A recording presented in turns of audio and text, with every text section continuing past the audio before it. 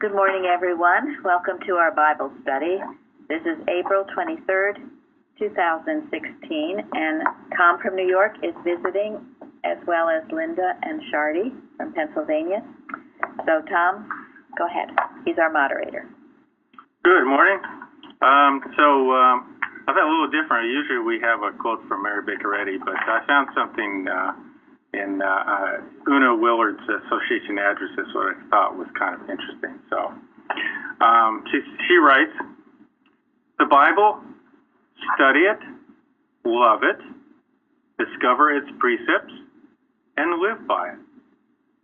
It is a perfect mine of information, inspiration, support." Edward VI, when he had been given the sword of England, France, and Ireland, said, "There is yet another sword to be delivered to me.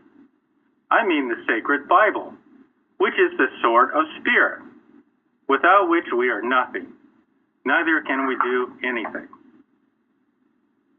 Johann Wolfgang von Goethe acknowledges the Bible as his guide and says it can be used as a means of education by really wise men. Greeley said, "It is impossible to mentally or socially enslave a Bible-reading people." And Paul says, "Of course, that it is useful in teaching, in reproof, in correcting faults, and training in uprightness, so that the man of God will be adequate and equipped for any good work."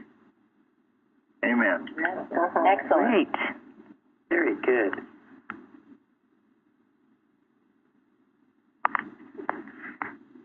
Okay, so our topic today is Lazarus. Reading is really the whole chapter of the 11th chapter of John, plus a couple of verses in chapter 12. And I actually should have said the last couple verses of chapter 10. I'll just read one of them in case we all haven't read that. I didn't have them in the text here, but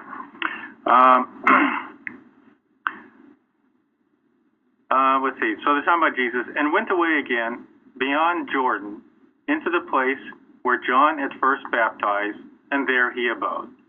Okay, so that's just kind of saying where Jesus was at that point in time. So now our first question is, where was Bethany? In Judea. It was a village near Jerusalem. About 2 miles or so away near the Mount of Olives. Close to Jerusalem, about 2 miles from Jerusalem. Yep. And is today known as West Bank, I think. See? Yeah, today it's Muslim. In Bible times, wasn't it Judea?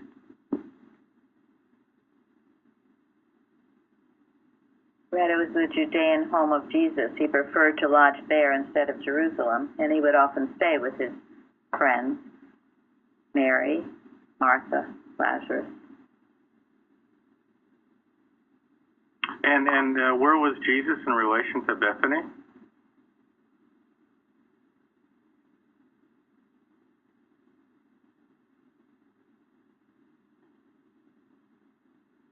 He was farther from Jerusalem.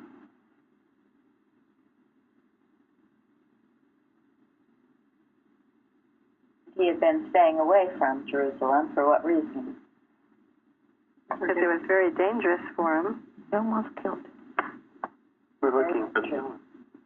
That's where the people were who wanted to kill him.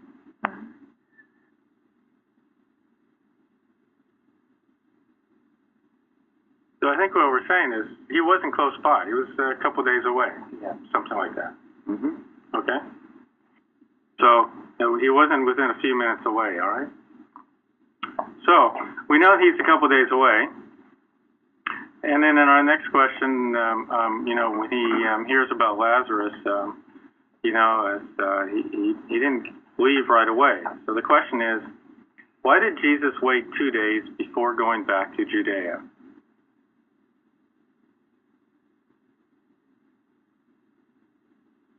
Well, Matthew Henry said that it was because he loved them and wanted to do something great for them.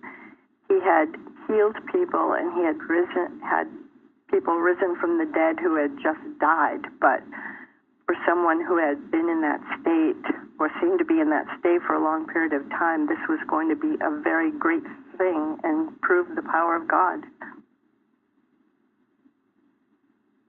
I think he delayed because he knew he was not dead, and he was doing his work, the Father's work, and he just was going to prove to his disciples and to his family that the body never dies.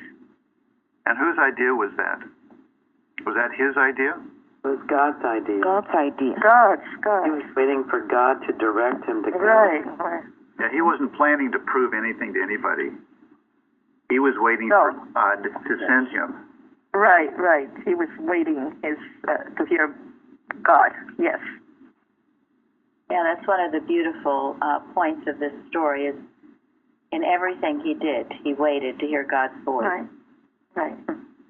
He was not in any way motivated by human will, or, if you heard something like that, if you heard someone you loved was ill, it seemed like an odd response to say, okay, well, I'm going to wait a couple days. Right. But remember that, because we've seen it. We've seen it. People go dashing off, running off. Oh, my goodness. An emergency. Yeah, emergency. It shows what state of thought you are. You will not bring a blessing if you are all wound up and worried and dashing off. I was on the bus a few days, maybe a week or 2 weeks ago, and I never look at my cell phone when I'm on the bus because I hate to, even be interrupted. But there was this time I did. I don't know why, and there was a message from my daughter that my grandson had fallen in on the playground. He was bleeding, and she didn't know what to do. Kind of hysterical. And I'm like, I'm stuck in the bus. There's nothing I can do here. So I got very quiet, and I prayed, and I guess, a little bit just listening. And the thought came to me, I told her, I said, do the human steps that you need to do. She's not a Christian Scientist. I said, well, take him to the emergency. And she goes, oh, do you mean go to the hospital? I said, no, they have those little clinics all over the place in New York. Go and take him to one of them, if that's what you want to do until I get there. And I got very quiet and pray, and I guess I had a very, I call it weird, sensation that everything was going to be okay, and it was not as bad as she was making it sound. And I calmed down quite a bit because my experience in the past is to get very hysterical too and run like it was mentioned before, and run to where the emergency is. Don't know what I'm going to do, but I'm going to run there. And this time, maybe due to circumstances, I couldn't, but my thoughts were calm. And by the time I got to Uptown, she got everything was done, and he was fine. Actually, I stayed a couple of hours with them that night, and he had completely, by the time he got to the doctor, he had completely stopped bleeding. There was no stitches, no nothing, and his swollen lip had considerably gone down. So to me, that was a very good lesson to learn not to run. Well, that's a good lesson, isn't it? If you're not on a bus and stuck somewhere, to stop and pray anyway. Mm-hmm. That's such a fascinating concept. I hadn't thought about it. That, we don't have to rush to fix a problem. Isn't that kind of what we're saying? Well, it's a problem. We got to rush and get that taken care of. Well, and I think even more than that, we better not rush to fix it. Right. Because then you're believing in that this is real, and then you're going to fix it. Well, that was his first reaction.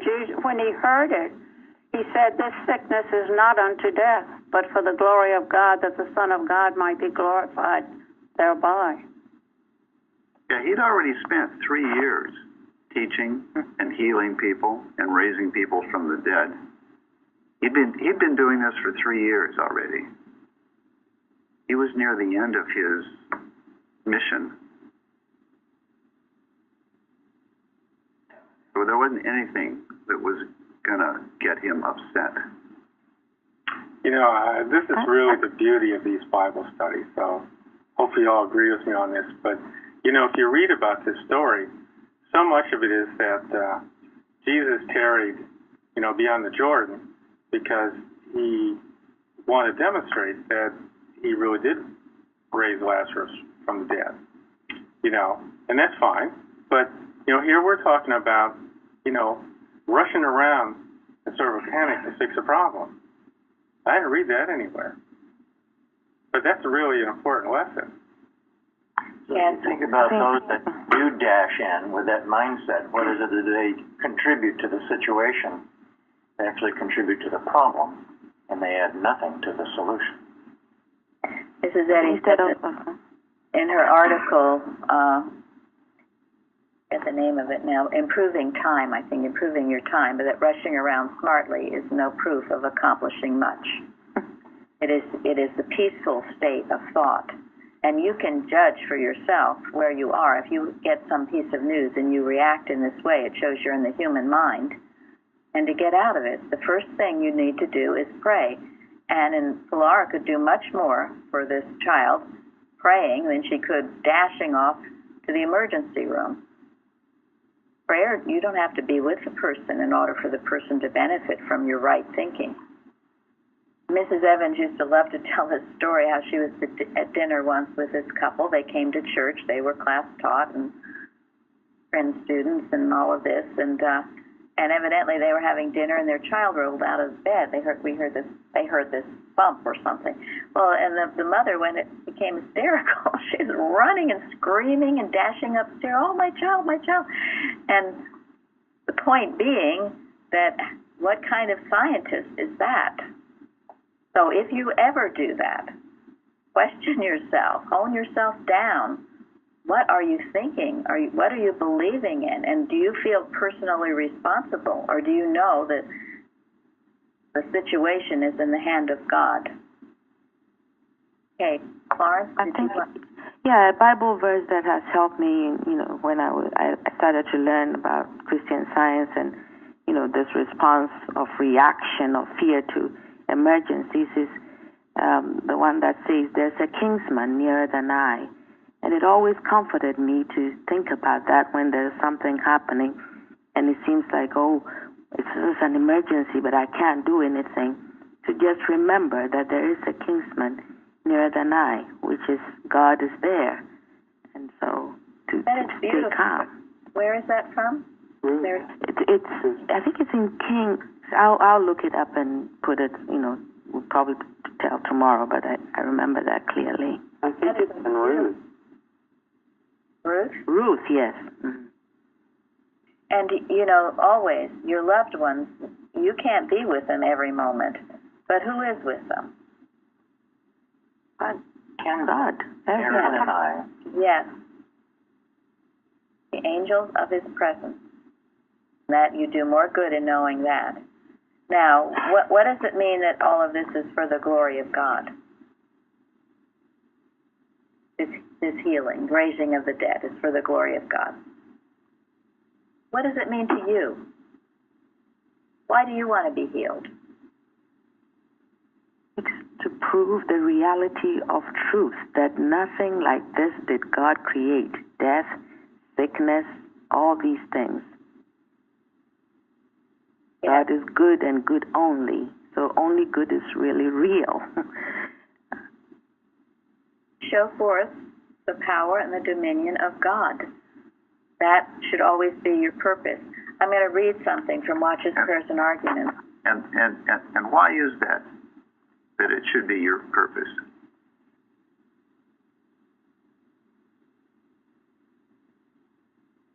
Because our only purpose is to reflect God, to let him express himself through us. That's why God made you. That is the purpose that God gave to you when he made you. So for you to think that you have any other purpose is pure self-deception. And it can't result in anything good. So when Mary says your purpose should be to glorify God, well, it's not like you have a choice. That's what's so wonderful. I mean, if you have God's work to do, and you wake up in the morning, you're not feeling well, but you have this sense of, well, you've got things you need to do for God. You can trust God to give you the health, the courage, the joy, the ability, every right thing to accomplish his purpose. And that will get you out of a sick bed better than anything else. That's why that quote that Gary gave, was it Wednesday, from Fidelity, in its cure in working for God. This is what brings healing. I know as a practitioner, and Florence probably knows too, I've gotten pressured by people sometimes. Well, there was this particular woman, she was at Christmas, she called me Christmas Eve because she was touring Europe and she wasn't feeling well and she had someplace she wanted to do the next day and she wanted to be healed. And it was all I could do, not to say nuts to you, lady. What I got was loving. Well, I was going on vacation, and exactly gives the same sense. She's going on vacation and had certain symptoms that needed to be healed before she went. Exactly. Yeah, heal me so I can enjoy my vacation. I've got this golf thing tomorrow morning, a tournament, and I have to be in good shape for it. Now, if I get those requests now, they hear a few things from me. But initially, before I knew better, I would really work to try to make everything perfect so they could go on their trip or do whatever they wanted to do. But unless it's for the glory of God, I'm sorry. That is no reason. So this is a page in Watches, Prayers, and Arguments I was given long ago by Mr. Evans. It's one you all should be familiar with, 161. Mother explained this scripture. That's Mrs. Eddy. Ye ask and receive not, because ye ask amiss, to consume it on your lust. We ask from a selfish motive, and she illustrated it in this way. If we have a pain, we ask to have it destroyed. Why? Because it makes us suffer. Is this the way? No. We should ask to have it removed because it dishonors the way that God has revealed, and this dishonors God. We ask to have the pleasures of the sense destroyed. Why? Because they make us miserable. Is this the way? No. We should ask to have them destroyed because they dishonor the way and thus dishonor God. Then our prayer will be answered because we ask from an unselfish motive and with an honest purpose to honor and love the way that is God's idea. This is the great lesson that he has given to us, that if we would love him with all our heart and our neighbor as ourselves, thus keeping the whole law, we must have the spiritual sense of the way and love and honor his way or idea. The real individual that voices good. With a spiritual sense of this individual and not a material one, and do this by prayerful watching to see that in forsaking the material sense, we love more instead of less, and are ever reflecting the spiritual sense of love, which is all tenderness and compassion and loving kindness, and which is the way, the divine idea of love.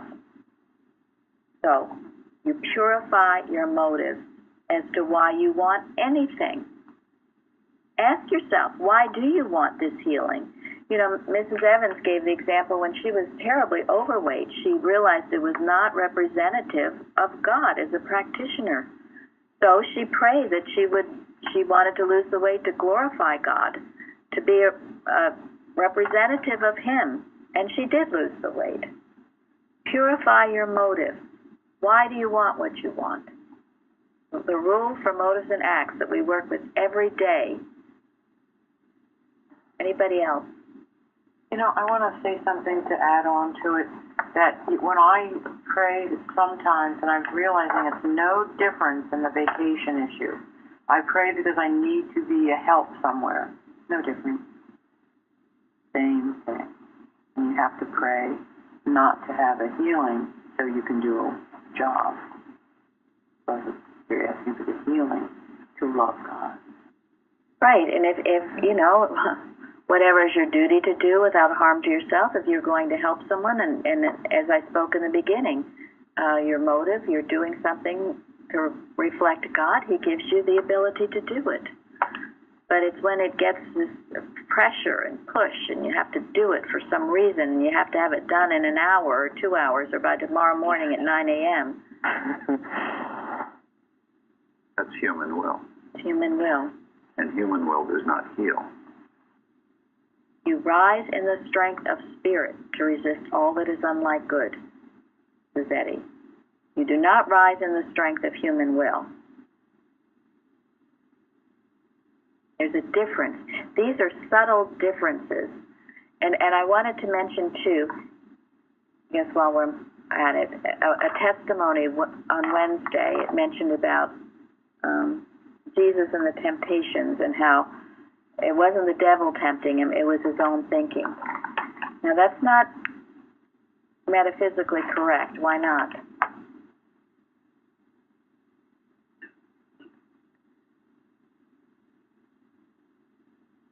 Because the temptations are world thought that come to you either to accept or to reject, but it's not owned or possessed by anybody. I can remember years ago Mrs. Evans correcting somebody when they said, "Oh, it was my error." Error is not yours. It does not belong to you. Do not attach itself to you or to anybody. It is impersonal error, world thought, trying to assert itself, but it can do nothing unless we let it in, which Jesus most certainly did not, as we learned from the study on the temptations. Always magnetism posing as your thought.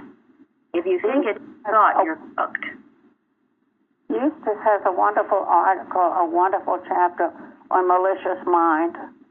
It's been very helpful to me. I recommend it. Thank you.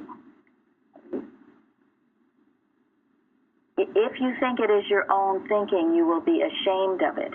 You won't want to get it out in the open. You won't want anyone to know because, oh my gosh, you had this terrible thought and it's you. And if you know it's animal magnetism posing as your thought, then you can release it from you and destroy it. It's a very important distinction. And that's also true about when you get a good thought and you do something good, because what is that? Pride. if you think it's you, yes. The good thoughts are God. Those other thoughts are animal magnetism, which is a belief in a power apart from God, and you have every right to release yourself from it. Remember years ago, Mr. Evans taught me, he says, now, of course, you're not going to be terrible and brutally cruel to other people, but you can do that to wrong thinking. If a wrong thought comes to you, you can just rip it up one side and down the other and just be absolutely brutal with it and gain the victory. Thank you. And that is very important because it is not nice to you. And any of you who have ever been tormented by the tormentor knows that. Not nice to you. You don't be nice back. Thank you. To crush you, so you crush it first. Thank you. Yes.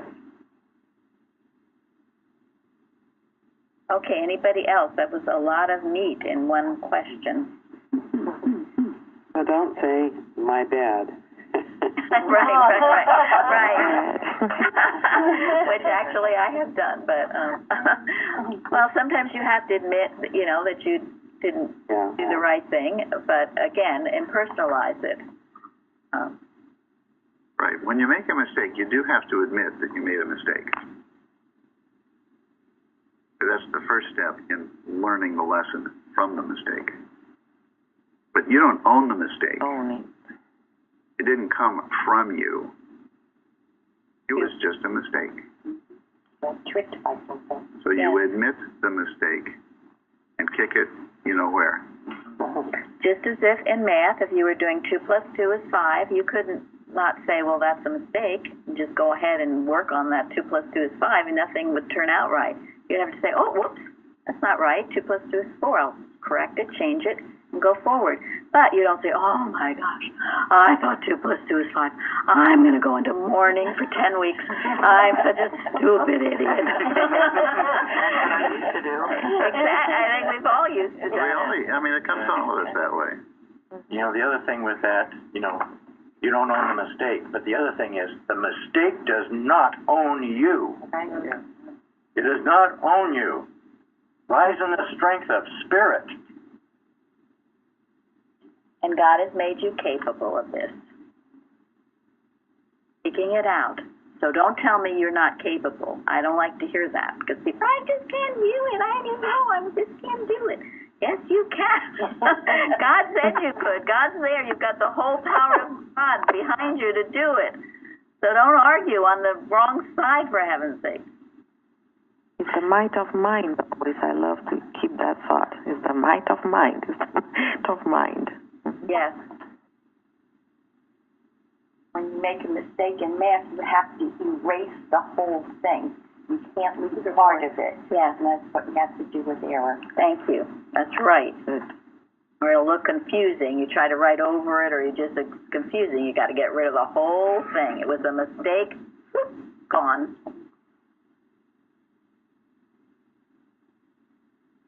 Okay. So, our next question, number 3. What did Jesus mean about walking during the day?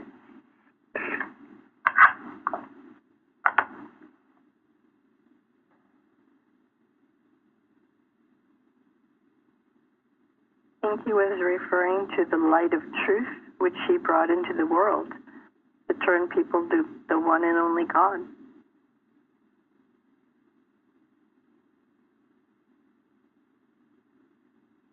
There's this other idea, too, about people feeling they need to do something, but they forge ahead willfully and being led by the Spirit.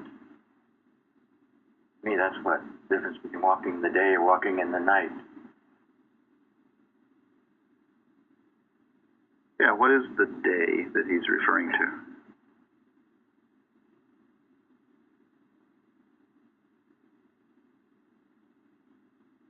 Could it be his life? The time that he would be here on the earth? Yeah, I mean, it was mentioned earlier.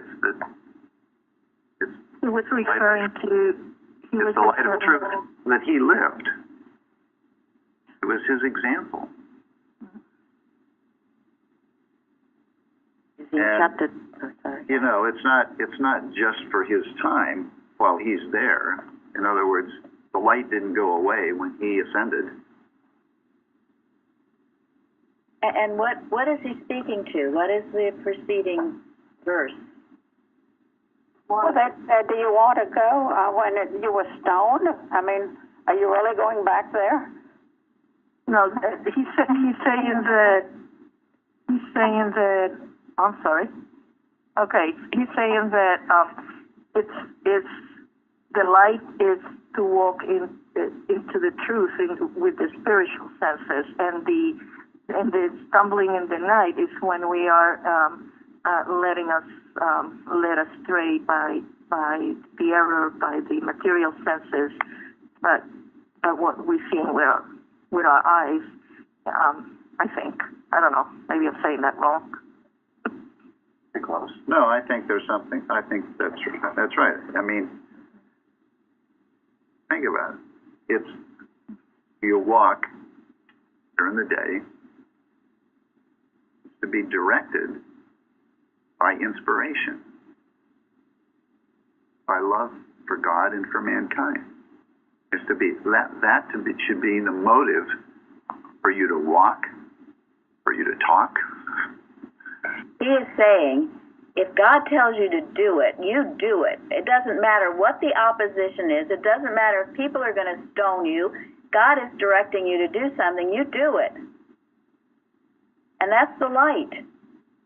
And if you stall on that, if you say, oh, no, well, I'm going to wait till no one's going to stone me, well, when's that going to be? You have to remember, what does Mrs. Eddy say about people, they make their moves either too slow or too fast, the neophyte. So if God is directing you and you feel it, you have to take that action. And if you don't and you take it later, the darkness can come and you can stumble and fall because of your disobedience. And most of us, I know I have experienced this. When God was clearly telling me to do something and I stalled. And then I tried doing it later, and of course the whole thing was a big mess. It doesn't matter. You don't use your human reasoning. If you use your human reasoning, you won't do anything, for heaven's sake. Human reasoning is the darkness. When you try to replace God's direction, the inspiration you get from God, when you try to replace that with human theory, human will, put yourself in the darkness. In all thy ways acknowledge him, and he shall direct thy path, leaning not unto thine own understanding. Your own understanding, the own understanding was what the disciples were saying. Stupid time to go. What are you talking about? I think even an extension of all this is, which laws am I allowing to govern me? Is it the spiritual laws of God, or is this what, the material senses say? The material laws, medical laws, all these, to bring it to that, in our own lives. Yeah, it all goes back to trusting your spiritual sense, doesn't it? I mean, we all get messages. Some of them are quite faint. There's always going to be reasons not to do something. And if you talk to other people, here he's chit-chatting with the disciples. Oh, yeah, you're right. That's right. They're probably going to stone me. We won't go. So That's logical. What? That's logical. It's logical. Humanly very logical. Yes. Divinely very stupid. So this is an answer. And remember this in your own experience. If God is telling you to do something, I don't care what anybody says, and I don't care how bad the situation might be, you do it. And you will reap the rewards of doing it, as did Jesus. You can see every single step. If he had failed in any of these steps, he could not have raised Lazarus. He waited the 2 days. Then when he was told not to go, he went. He listened. This is an amazing story of obedience to God, and all that obedience preceding that resurrection of Lazarus. It had to have been. So think in your own experience. Have you had times God has directed you to do something and you have stalled? Or you've blurted ahead, as in the other. Blurted ahead is in the other indication and gone too soon. Timing, the rhythm of God. And the more you listen, the more you'll be able to, and you won't make mistakes that you have to retrace your steps. I feel like it also showed that they didn't really still understand what his purpose and who he was in some sense in the prophecy. They knew he had. It's almost like they were trying to prolong by keeping him safe in some sense. Right. Exactly. Yeah, that's true. But I guess as Gary originally said, he was motivated by his love for Lazarus. And love alone is life. It matters not what be thy lot, so love doth guide. Love designates, inspires, designates, and leads the way. Illumines, yes. All those things when you're impelled by love. And this is true about what we are doing here now. We could say, oh, well, things aren't so bad. Why do we spend so much time with this stuff? I'd rather go have some fun. We have the light today, and we make sure we are walking in that light. We don't want the darkness to come and then say, oh, my gosh, we should have been doing a few things before now. I think this is fun. Well, I did too.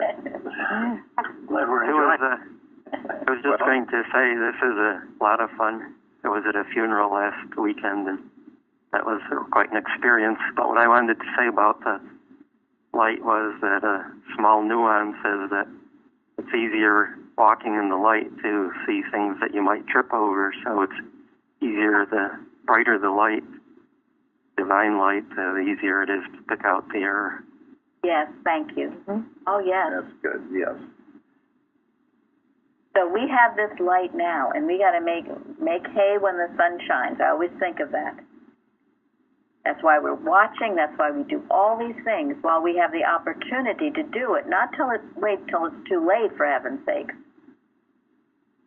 You know, Mrs. Eddy has said in her remarks on the 4th of July about doffing your lavender kid zeal and becoming a consecrated warrior, and that people are working day and night. And believe me, they are. It seems, to a good person, it seems crazy. How could evil be working day and night against us? Where do they get all this momentum, or whatever you want to call it? Why? But evidently they are. It's not the truth, but we have to prove it. And if we're fast asleep and not working, we are not proving a thing. And we will be in the darkness. So. I found something interesting in Matthew Henry, and he said that on Jesus' journey to heal Lazarus, that's when the healing of the blind man at Jericho and the conversion of Zacchaeus, both of those things happen on the way. So isn't that awesome as far as his incredible poise? Thank you. His poise, his timing. He would have missed those opportunities if he had gone 2 days sooner. He also says, and I am glad for your sakes that I was not there, to the intent ye may believe. Nevertheless, let us go unto him. Yes. It's beautiful, always at God's pace. It's wonderful.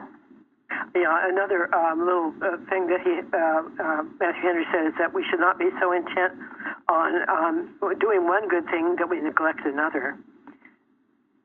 True. You can be so focused. I'm helping Granny Smith, and get away, you little brat. Or whatever, you know. You get so focused. I'm doing this good thing. I don't want to be bothered with anybody else and their problems. That's Jesus. Everywhere he went, he healed. And that's that someone mentioned, his poise. He was in the right mind. He always noticed anyone in need, and so should we. That book, The Greatest Thing in the World, he talks about how Jesus was always going around, giving kindness. Yes. Yes.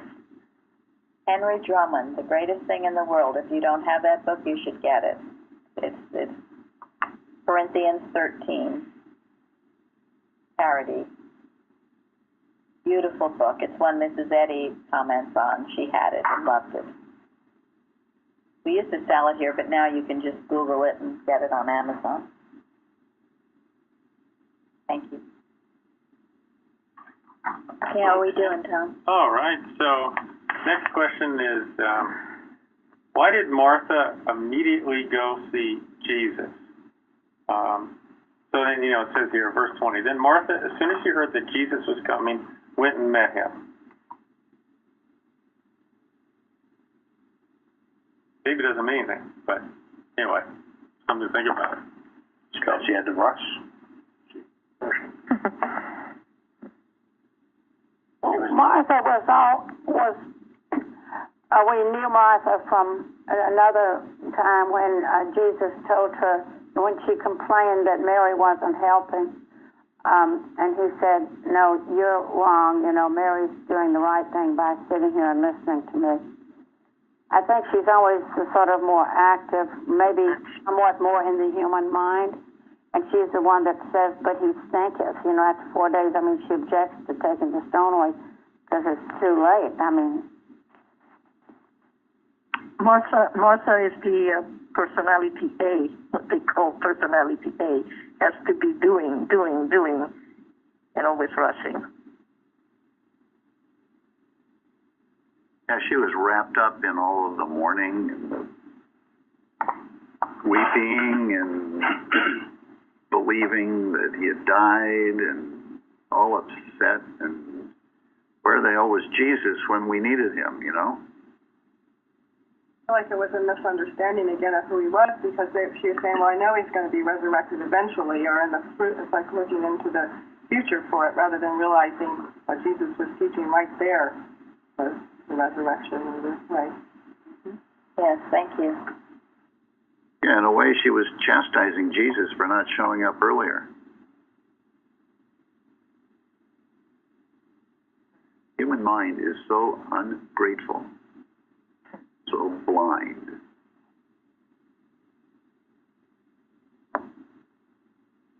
So what did Mary do? She fell down at his feet. Pardon me? Well, Mary just fell down at Jesus' feet. Well, no. When Martha went to go see Jesus, She sat still in the house. Martha left to go see Jesus, and Mary did what? Sat still in the house. Praying, I guess.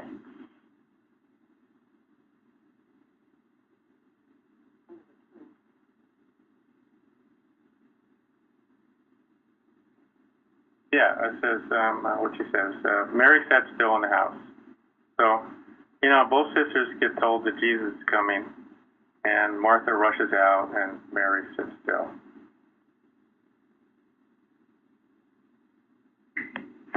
So Matthew Henry has something a little bit different, saying that Martha was earnestly expecting Christ's arrival and watching for it. And Mary did hear that Christ was come, but was so overwhelmed with sorrow that she did not care to stir, choosing rather to indulge her sorrow and sit poring over her affliction. And I saying, I do well to mourn. So,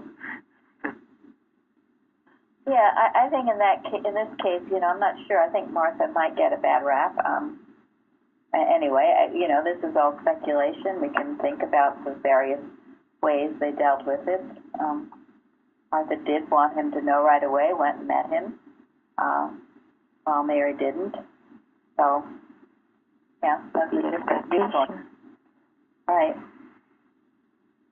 I mean, we do know, as was it fairly, or from the other story, that Martha was the one that tended to be in the human mind while Mary wasn't. So perhaps that's the right interpretation of this. Mary was being quiet and still and praying, and Martha was being humanly busy. Well, it shows the different types of human thought and human behavior, which we can all relate to at least one or two of them, right? Exactly. And we ask ourselves, where would we be in that picture? Yeah. Well, I can't Help be has arrived. but I know I've been there. Yeah, exactly. What'd you say, Florence? Help had No, arrived? I said, yeah, it could have been that sense of, oh, God, help has arrived. You know, he knew that Jesus could do something, and so excited in that sense, yeah, to meet him. Right. Right. I found what I got mixed up on. I'd like to just say is that when Martha told Mary that Jesus was here to see, she got up to see him, and the people thought she had run to go weep with her. Oh, okay. That's her, but she was with Jesus.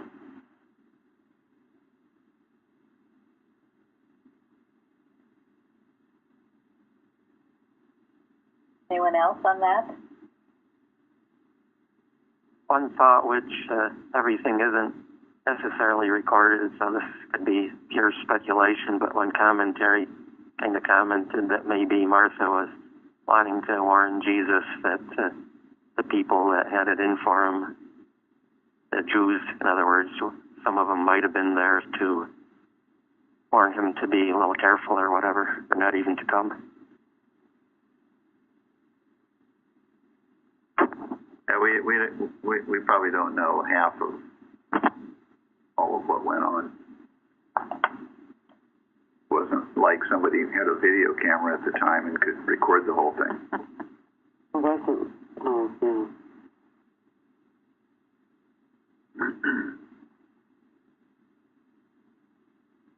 Yeah, I mean, it's hard to say, you know. I mean, you could read stuff into this. I thought somewhat of when Martha complained to Jesus that she was taking care of everything and her sister Mary was just sitting there listening to Jesus, you know. Remember that scene? And so when I read this, it says, you know, Mary sat still in the house. She didn't sit, she sat still. So sort of gave me a sense that she was kind of spiritually minded. Just rushing off because it's a problem, and Mary quiets herself. And Martha told Mary that the Master calleth for thee. So Mary waited until Jesus called for her. So you do get a sense of her being the more spiritually minded one. That's my general feeling. Yeah. And Martha, of course, did recognize that Jesus was capable of doing some wonderful things.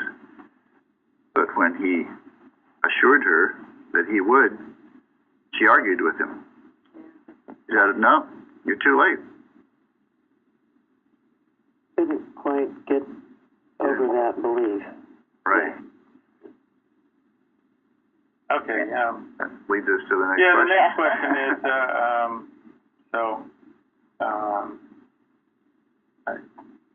how do I say this? Read the question. I thought we'd maybe put this in context of what you might read in the Old Testament. So anyway, so why did Jesus weep?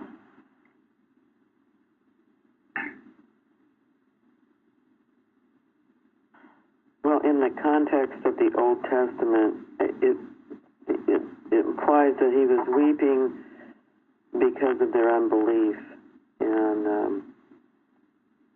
and also something in the commentaries talked about that he was certainly feeling some of their sorrows as well, but I'm kind of inclined to go along with he was trying to raise their thought and they were having a hard time letting him do that. The other things that you had us read point to the fact that these were all revisions ahead. He knew ahead that even that there was still a lot of misunderstanding and that a lot of things were not going to be real good.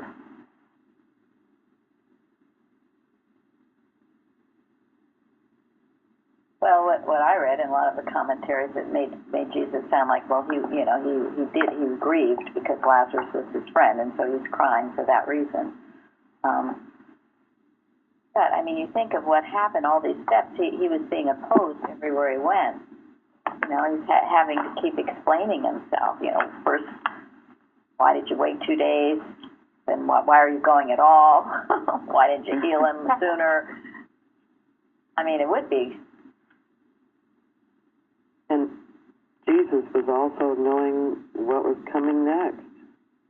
Well, definitely. Definitely, he knew what was coming next. And it was partly why he did all of this that he did, I'm sure, to prove the unreality of death for all of them. One of the commentators, and I thought he said that humanity, humility, divinity, and self-sacrifice of Jesus poured out of him. And in those other readings that Tom gave us, I mean, these were other instances, too, of others weeping. Weeping is not a bad thing. They call Jeremiah the weeping prophet. When you care deeply about anything, people that do care deeply, they love deeply, they also can weep. That's not bad. I really appreciated this particular question because I had never seen these particular points before, and I was very struck by the fact that when Jesus came into Jerusalem at the end, when he came near the city, you know, in Luke 19, he beheld the city and wept over it. And that was right before he went on into the city, and he said that they're going to lose everything. Yes. And then he cast the moneylenders out of the temple. But I'd never seen before that passage that when he came, he wept over the city. Yes. Very often, well, all the time, really, these spiritually minded, certainly with Christ, I mean, he could foretell what was going to happen. You know, it said Mrs. Eddy at times would weep. She wept over her students. She wept over what would happen if we didn't do the work that needs to be done. And that Dixon letter, it said Queen Victoria wept when she heard what was going to happen. So I thought I'd read a couple verses from Psalm 126. They that sow in tears shall reap in joy. He that goeth forth and weepeth, bearing precious seed, shall doubtless come again with rejoicing. What about him? Yeah. I mean, I guess it points to our own weeping sometimes through the first stage that Pond and Purpose talks about. It's from it you grow higher. You feel more inspiration. And I'm sure you would have experienced that, Florence, being in the practice. Oh, yes, I have. Because a good practitioner will feel the same thing. When a practitioner gives his or her all, gives the truth, the deaf ears and blind eyes, people just refuse to get it. It will make you weep. Absolutely right. It does. Okay, and then our last question. Jesus did not want to make it known when he raised the daughter of Jairus. How does this compare to the raising of Lazarus?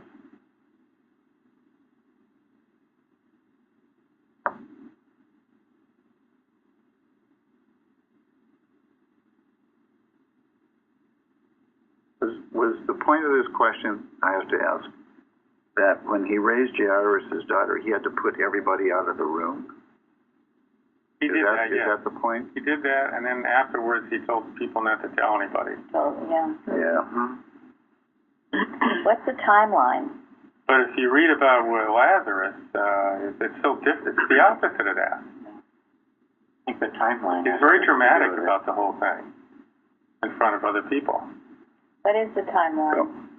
Lazarus is just before he went into Jerusalem, the Passover, a week before his crucifixion, so to speak. Whereas Jairus' daughter, he wasn't ready for that step. Mm-hmm. It wasn't time for that step. When I said he wasn't ready, that was a misstatement. Sorry. It wasn't him being ready or unready. He was obeying God.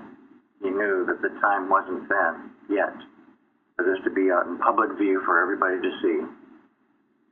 And it said that Herod heard about the daughter being raised and was saying, what happened? You know, is this John coming back to life? He knew that Herod was hot on his heels, and it wasn't the right time. Yeah, he knew the tremendous opposition of mortal mind, of the human mind to this. And you know, they were worried and accusing him of wanting to be king in a political sense, which of course he was not. And so he was wise at first, keeping it quiet, not to arouse the hatred of the human mind. But at the end, he had kind of nothing to lose, so to speak. He knew it was all happening. He knew what he was going to have to go through. And he also was very clear in this story. He knew exactly what was going to happen with Lazarus. He knew he would go. He knew he would go in the time frame that God appointed, and he knew that Lazarus would be healed. I'm sure knowing all that and seeing it so clearly, it was very disheartening to see all the disbelief around him. They say Jesus wept is the shortest line in the Bible. Mm-hmm. True tears of repentance, I find that that's a cleansing action. It's cleansing and purifying. Tears of self-pity and selfishness are something entirely different. That usually makes you ill. One of the things it told me was that when you read something in the Bible, to not be too rigid in how you interpret it. So if we look at Jairus, where he told everybody to not tell anybody, oh, okay, so wherever there's a healing, I got to tell everybody to keep it a secret, you know? Right. So you're being very rich in your interpretation because you can say, I can point to those words in the Bible. Okay? Very rich in how you interpret it. That's why we say every case, every single thing you do is individual. Everything should be different. Every watch you give, every treatment, the way you treat people, all should be inspired from God. Not, well, this is what the Bible said or whatever, or my practitioner told me to do that one, so I'll do it forever and ever. There is no formula. Thank you. Always turning to God. Yeah. I think in Jesus' case, he saw the master plan and knew his part in it as a humble servant, of course. From the Jairus' daughter, did what was right then. Lazarus was obeying yet again in a different time and circumstance. So in that sense, they were the same, because he was following the divine guidance. Yes.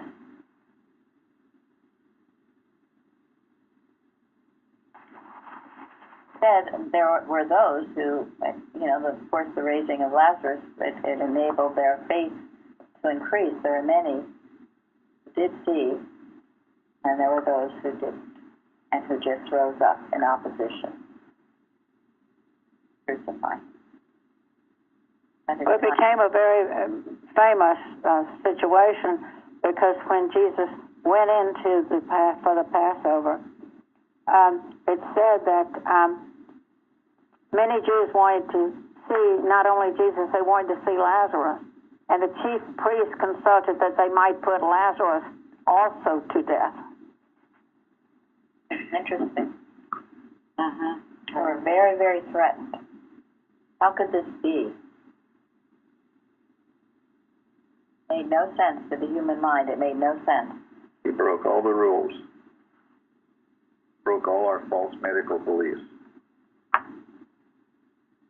Yeah, How dare he? That's partly why he let it go on for as long as it did. There's no question. They couldn't say, oh, well, he was just dead for 10 minutes, so no, he was really dead.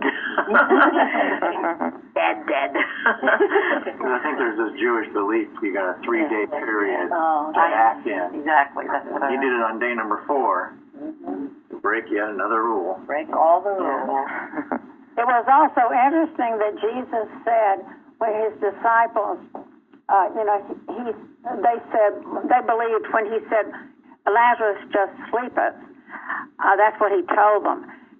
And then they thought he meant that he was just asleep. Yeah. And so then Jesus said, Lazarus is dead. Every interchange he had with anybody, there was this opposition and not understanding him.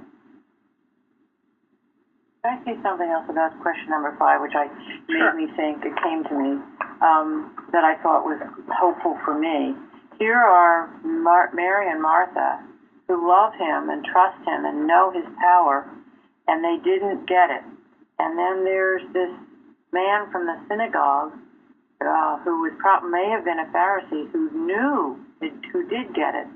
So even if you have somebody like me with a background that's different than people who get it, there's still hope for us because he believed and she was healed. Sure. Absolutely. Yeah. There's hope for all of us. Right. God is no respecter of person. Right. He was raising thought. Yep, that's why it says and a light preparing Gentiles. for his demonstration too. I mean, for the bigger. Right, because until then there was this very strong belief that God was a Jewish God. In other words, he was the God of the Israelites, and all these other people had other gods. And that was, and it was a radical concept of, no, there's only one God, universal. He governs the lives of all of us, no matter what we call ourselves.